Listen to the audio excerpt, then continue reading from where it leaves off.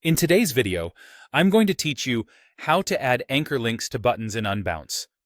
We'll start by opening a fresh browser window and searching for Unbounce. Click the main Unbounce website in the results to head to the platform, then log in with your account. If you work with multiple workspaces or clients, make sure you're in the correct one so you update the right page.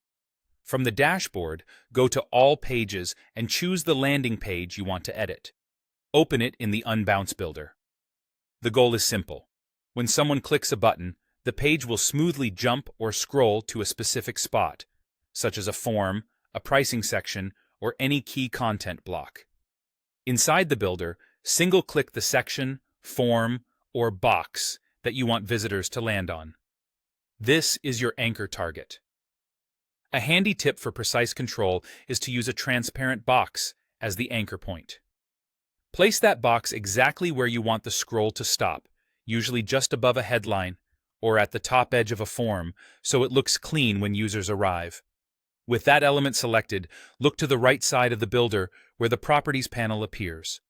Scroll down until you find the Element Metadata section. Here, you'll see an ID field. This is the unique identifier for the element you just selected. Highlight and copy that ID. Keep it as is, including capitalization. IDs are usually case-sensitive and must match exactly.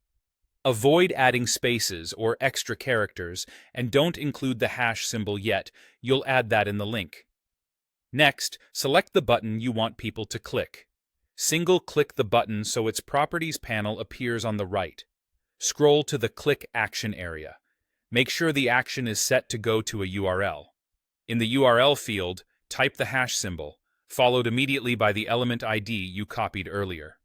For example, it should look like #YourElementID, with no spaces before or after.